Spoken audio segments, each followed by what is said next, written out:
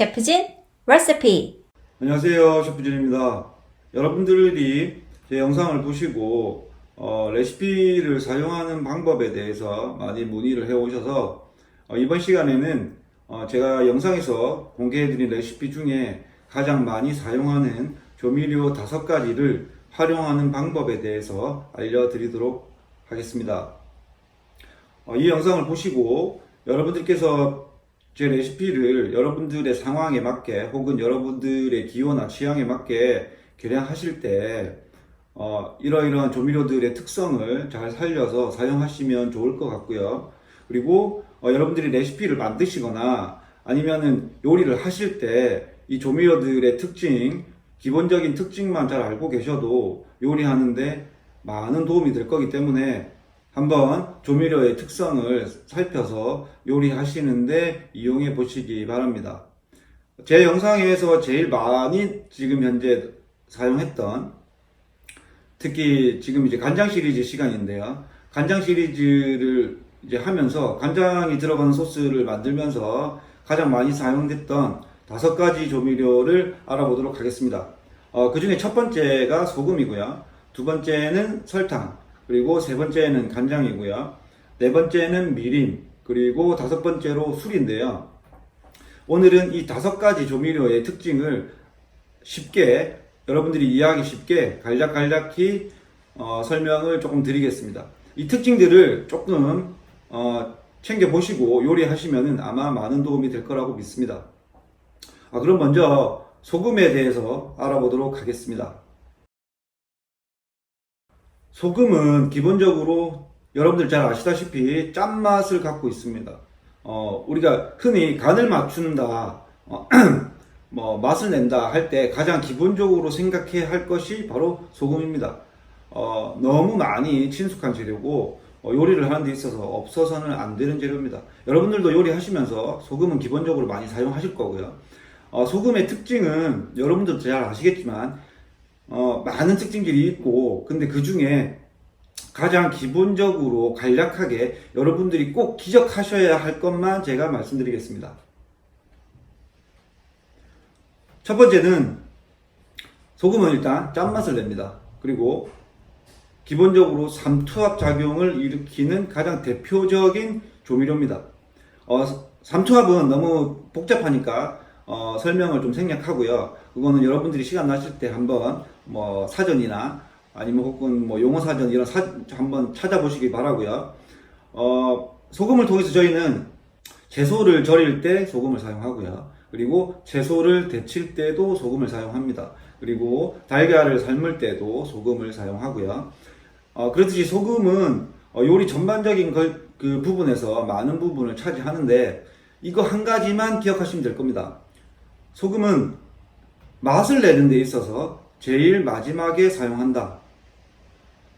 그리고 소금으로 삼투압을 일으키는 여러 가지 작용을 통해서 요리에 응용할 수 있다. 첫 번째, 간을 들일 수도 있고, 두 번째, 재료의 수분을 제거할 수도 있고, 그리고 세 번째, 색을 보존하는 기능도 있습니다. 더 나아가서는 저장하고 보관하는 여러 가지 것들이 있는데요. 소금을 통해서 제가 이제 여러분들 영상에 대표적으로 보여드린 게 이제 시와라이 하는 것과 그리고 재료를 밑간하는 거 이런 것들을 보셨을 텐데 너무 널리 알려진 방법이기 때문에 그 설명은 생략하겠습니다. 다만 꼭 기억하실 것은, 제가 말씀드리고 싶은 것은 맛을 내는 데 있어서 소금은 제일 마지막에 사용하라는 겁니다. 그러니까 간을 맞출 때 처음부터 소금을 넣어서, 그리고 소금을 다량으로 넣어서 간을 맞추지 마시고 소금을 넣기 전에 최종적으로 간을 한번 보신 다음에, 그리고 나서 본인이 의도한 이 간을, 소금을 조금씩 넣어가면서 제일 마지막에 요리를 완성하기 직전에 소금을 넣고 간을 맞추셔서 요리를 완성하시기 바랍니다.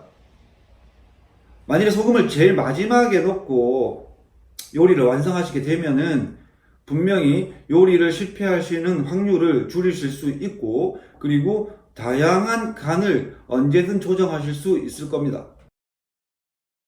두 번째는 설탕에 대해서 알아보겠습니다. 설탕은 단맛을 냅니다. 내가 어떤 요리에 있어서 맛을 달게 내고 싶을 때 설탕을 사용합니다. 설탕의 종류와 설탕의 당도도 여러 가지로 나눠지기 때문에 더 복잡한 것들은 여러분들께서 한번 찾아보시기를 바라고요. 그리고 재료를 찾아보고 이런 조미료를 공부하는 과정이 여러분들의 요리를 조금 더 편하게 그리고 더 효율적으로 만들어 준다고 저는 확신하기 때문에 잠깐이라도 한 번씩 사전을 통해서나 아니면 인터넷을 통해서나 그런 조미료의 특성에 대해서 잠깐씩이라도 한번 찾아보시길 바라고요. 설탕 같은 경우는 아까도 말씀드렸다시피 대표적인 단맛을 내는 가루입니다. 그냥 백설탕을 기준으로 말씀을 드릴게요. 너무나 잘 알려진 재료이기 때문에 설탕은 단맛을 낼 때 사용을 하는데 이거 한 가지만 기억하시면 될 것 같아요.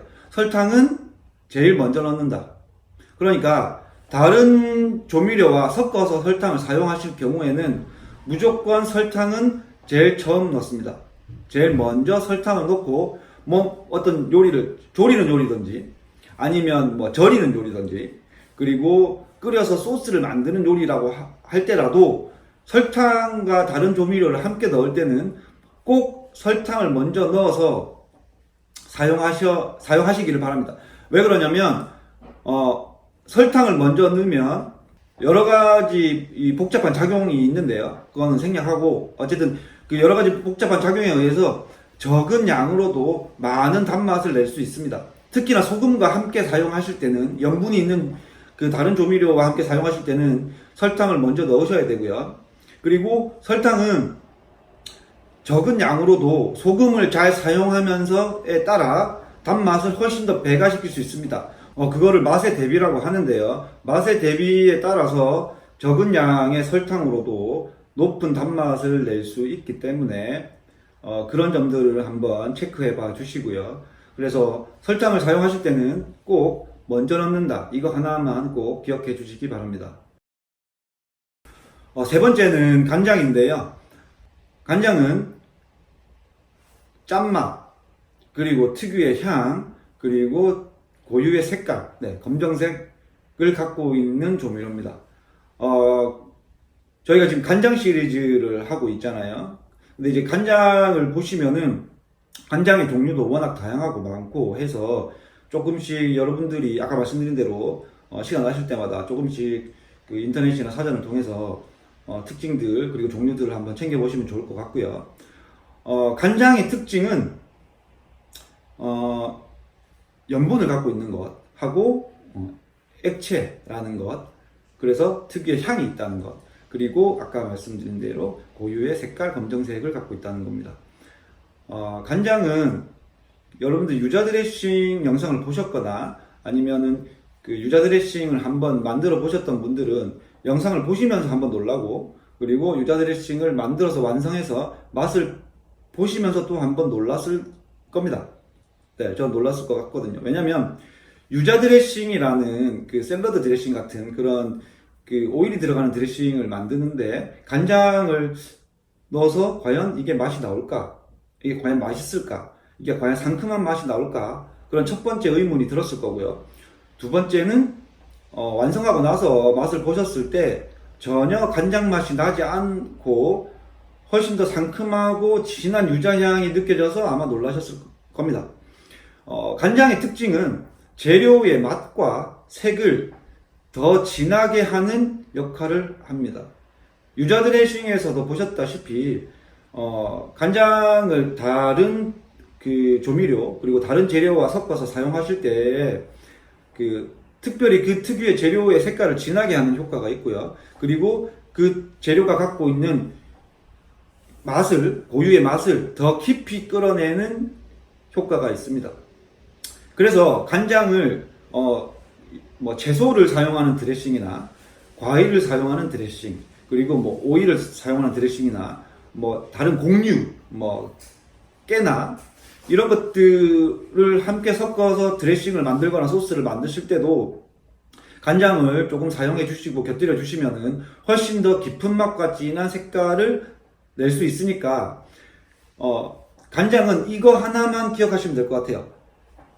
다른 재료의 색과 맛을 더 깊게 진하게 해준다.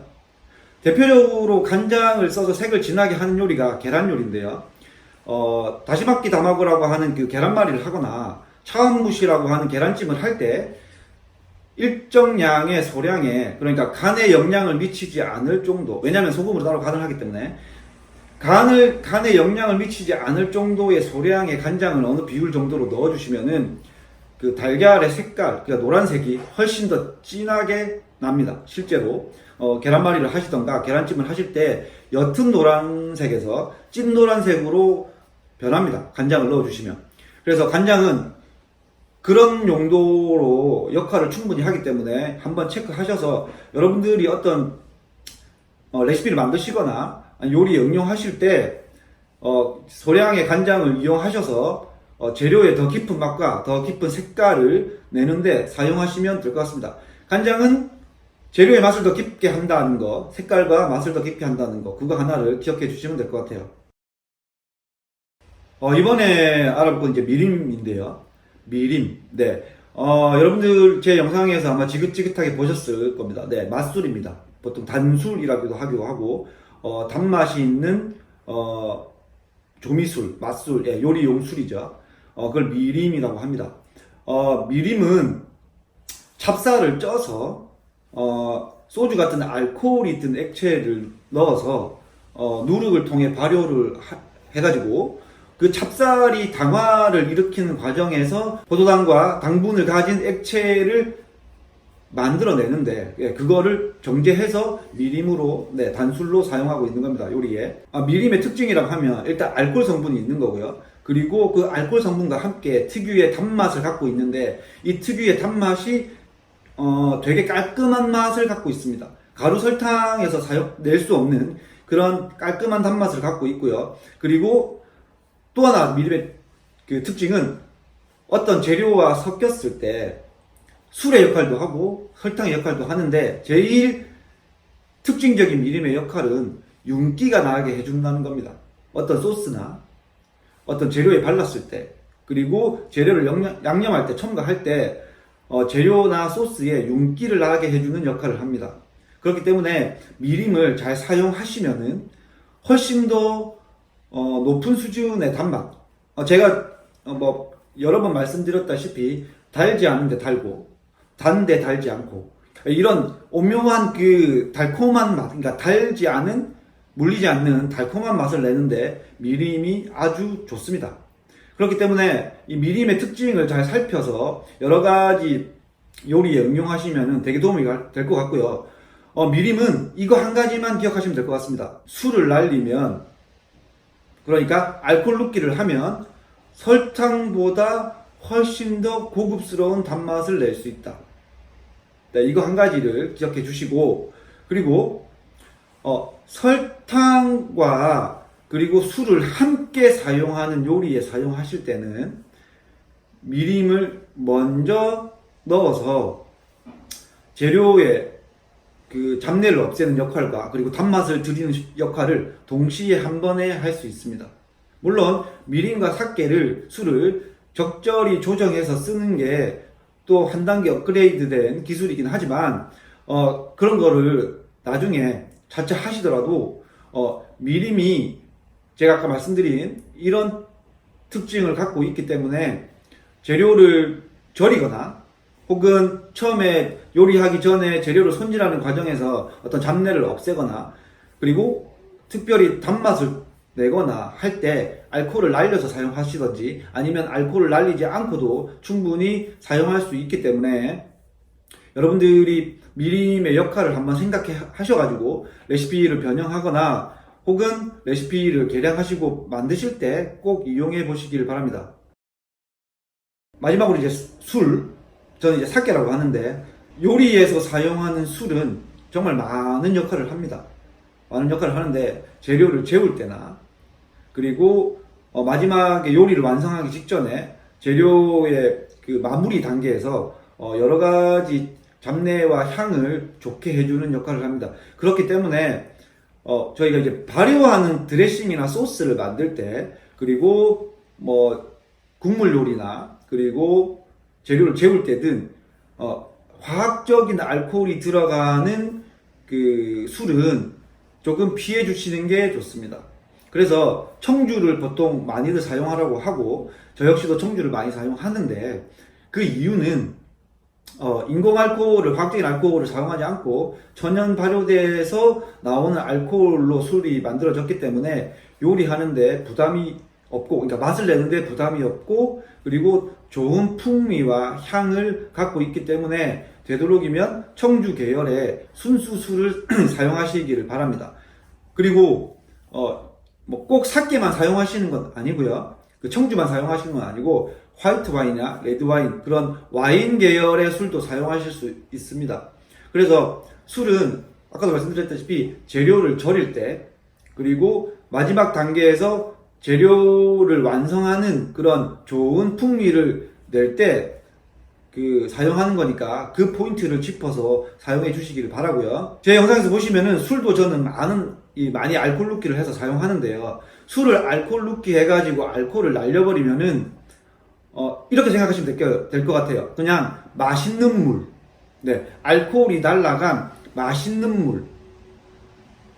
근데 알코올이 날라간 맛있는 물이긴 하지만 이 물이 다른 재료와 섞였을 때 훨씬 더 감칠맛 나고 깊은 맛을 내게 해주고요. 그리고 그 알코올을 날리면서 여러 가지 과정에 의해서 쉽게 상하지 않고 뭐 쉽게 상하지 않는다기보다 거의 상하지 않아요. 네, 보관만 잘 하시면은. 그렇기 때문에 드레싱을 만들거나 여러 가지 소스를 만들 때 아주 알코올 눕기를 해서 유용하게 사용할 수 있습니다. 술은 이거 하나만 기억하시면 될 것 같아요.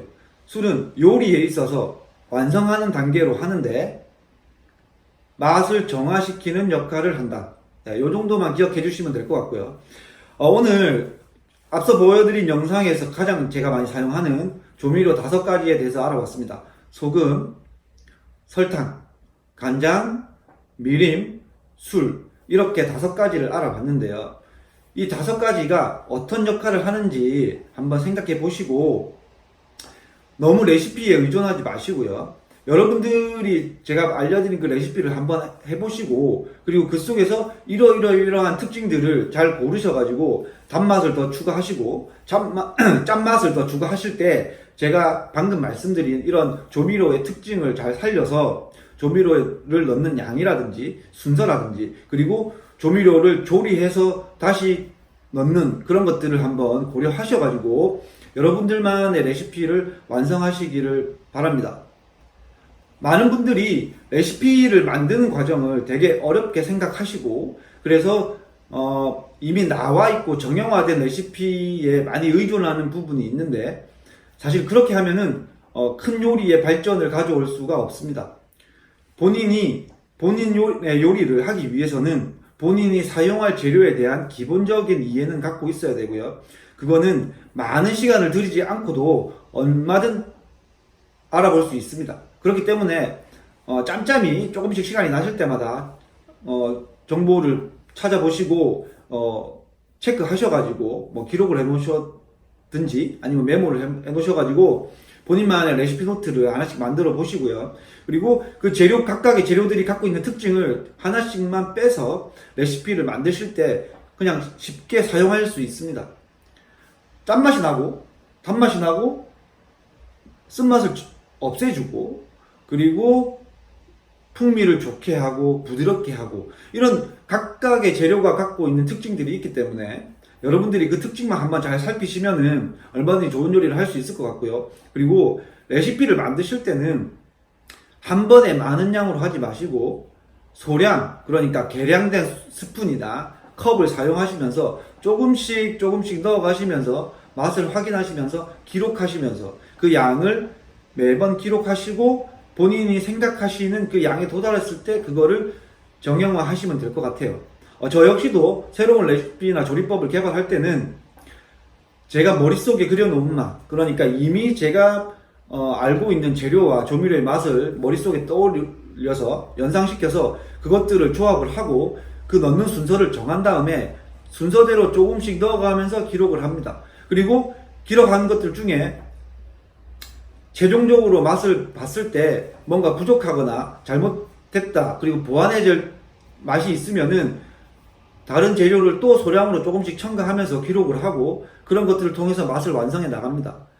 어느 정도 맛이 완성이 됐다고 보면 여러 가지 방법으로 시간을 두거나 뭐 끓이거나 아니면은 뭐 보관을 하거나 이런 방법으로 며칠 추위를 지켜보고 나서 최종적으로 이제 맛을 완성하고, 그렇게 해서 내가 원하는 맛이 나오면 그때 표준화해서 기록을 해서 정리를 해서 레시피를 만듭니다.